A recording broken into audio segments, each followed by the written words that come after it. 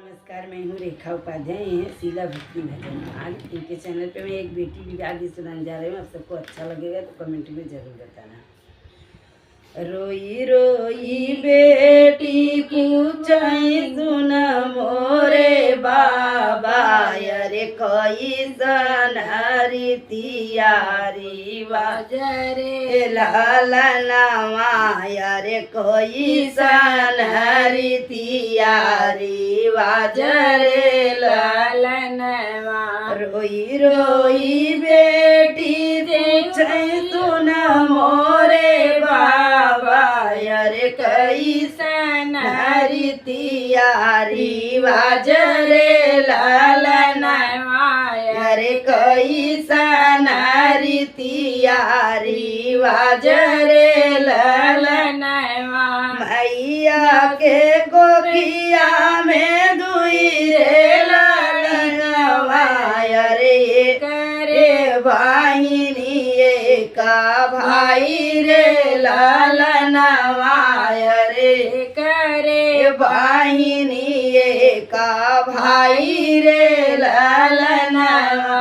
भैया के बैले बाबा बजला भजनवा, अरे बेटी बैले मनवा उदास रे लालनवा, अरे बेटी बैले मनवा उदास रे लालनवा।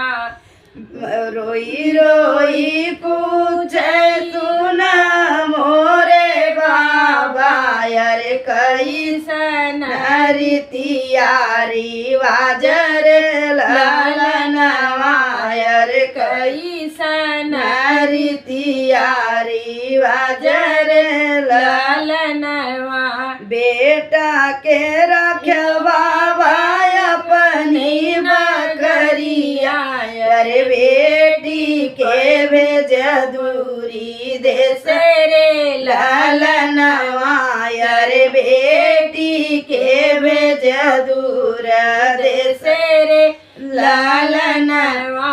काहे मुका मोरे बाबा ऐसन दुई नीतिया, काहे के मोरे बाबा ऐसन दुई नीतिया, अरे काहे का ऐसन भेद भाव रे लालनवा, अरे काहे के ऐसन भेद भाव रे लालनवा।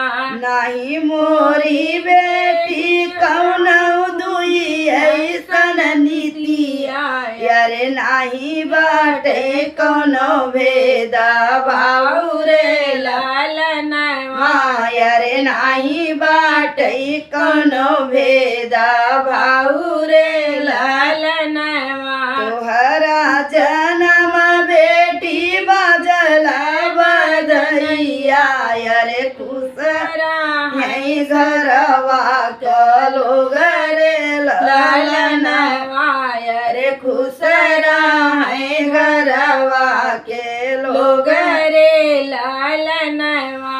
बेटी भी आई कई के जाइए दूर देशवा, अरे गुने बाटी लाचार रे लालनवा, अरे यही गुने बाटी लाचार रे लालनवा।